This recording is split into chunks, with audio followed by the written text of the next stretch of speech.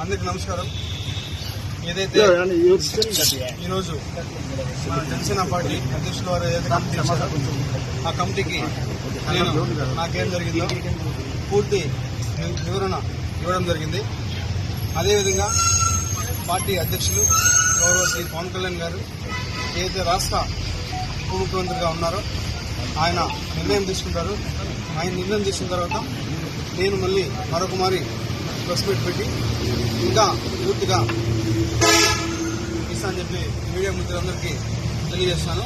మరొకసారి మీ మీద ఒక కేసు నమోదని తెలుస్తుంది. ఇప్పుడు ఏదో కేసు నమోదు ఇప్పుడు కావచ్చు, ముందు కావచ్చు,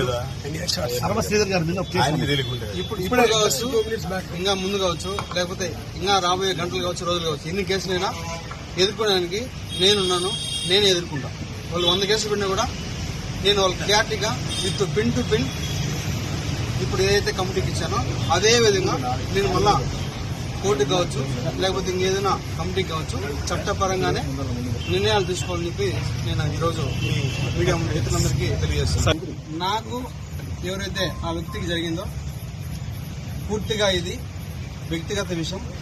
దయచేసి ఎవరు కూడా పార్టీలకి రుద్దొద్దు.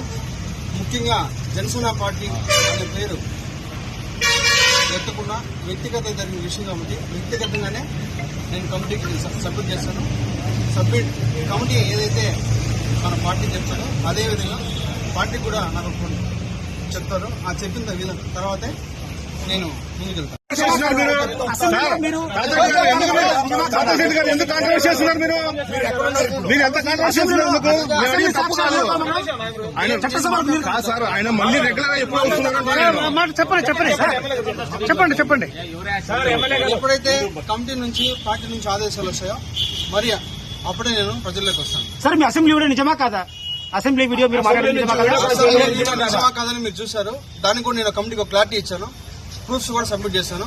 కమిటీ ఏదైతే డెసిషన్ తీసుకున్న తర్వాత మళ్ళీ నేను ఒకసారి ప్రెస్ మీట్ పెట్టి ప్రతి ఒక్క మీడియా మిత్రుడికి నేను విడమర్చి విత్ ప్రూఫ్స్ తో కూడా మళ్ళీ సబ్మిట్ చేస్తాను.